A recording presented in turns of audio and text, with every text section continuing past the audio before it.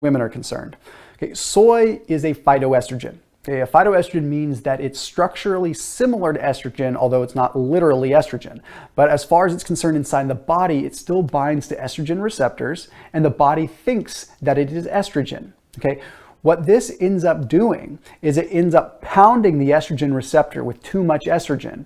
And there's a lot of studies that indicate that this is not exactly the best thing for a female. The American Journal of Clinical Nutrition published a study that took a look at over 76,000 women and indicated that there is an increased risk of breast cancer associated with high soy consumption, soy isoflavones. Okay.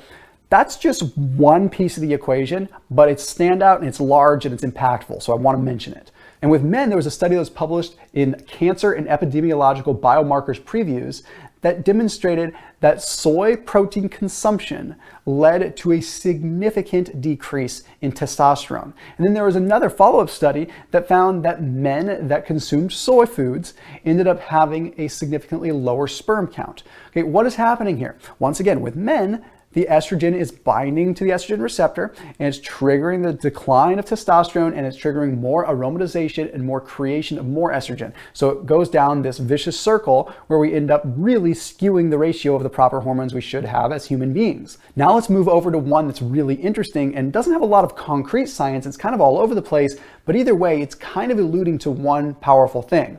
Soy messes with our hormones. And in this case, we're talking thyroid. Sometimes we see massive increases, sometimes we see decreases. So one study that was published in the American Journal of Clinical Nutrition found that soy consumption led to a decrease in T3 and T4, our primary thyroid hormones. And then another study that's published in Journal of Endocrinology and Metabolism found that it triggered an increase.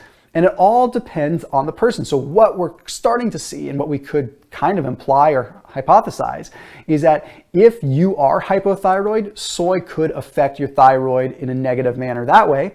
And if you're already somewhat hyperthyroid, it could affect you negatively in that manner. The point is, it's triggering effects one way or the other that shouldn't be occurring. Okay. Next up, we talk about saponins. Now, saponins are what are called an immunological adjuvant. Now, what that means is it triggers inflammation, it triggers the activation of our immune system.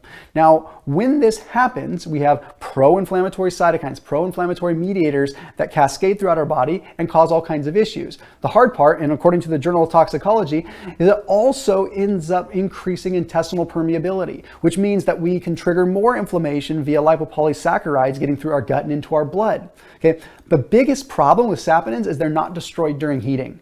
Okay, so you can cook soy to your heart's desire and it's not going to break down the saponins. You're still going to have this inflammatory response that occurs directly just from the components of soy itself. But while we're talking about inflammation,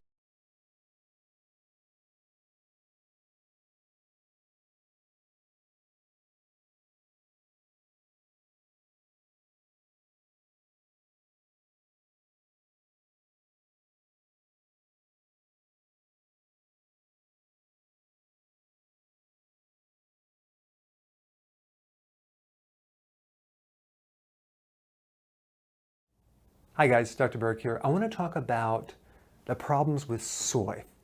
Not only is most of the soy sold in America genetically modified, that's a whole different topic. But unless that soy is fermented, it gives you a lot of problems. Okay? So the Japanese had this figured out a long time ago. They knew they had to ferment soy into things like natto, tempeh, miso, and tofu to be able to digest them, because if not, it's considered an anti-nutrient, which means it has certain enzyme blockers that block the absorption of proteins. Yeah. And it also has phytic acid that blocks minerals like calcium, magnesium, iron, but especially zinc. Yeah. So what happens, you might say, well, I don't consume much soy, but check this out. Soy is hidden in so many foods. It's in pretty much all the oils, like the vegetable oils. It's in most those little bars that you get, those protein bars. It's soy protein isolates. It's in a lot of the different diet shakes that are out there. So you have to start reading the labels. It's in a lot of the vegetarian patties and meats and hot dogs and things like that.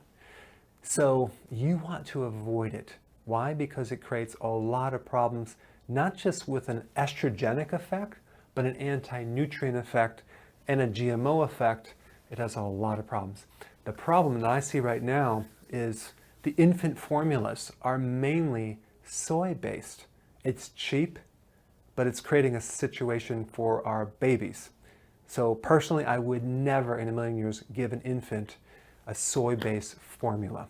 Not only do they going to develop allergies to it, it's going to create a lot of nutritional deficiencies because it's not fermented. Now, do I recommend consuming soy? Well, some people, if you get organic, certain fermented soy, they can do some of that. I don't recommend a lot of it. Why? I've seen people take too much soy, and even men. I had 2 patients come in that started drinking so much soy milk, it wasn't even fermented. They started lactating. Yeah, breast milk. Yeah, lactating. So it's okay to have some of it if it's fermented, but make sure if you do it, it has to be organic or non-GMO. If it's organic, it's not GMO. If it's not organic, it's usually GMO. Okay? So I just wanted to kind of cover some points about soy.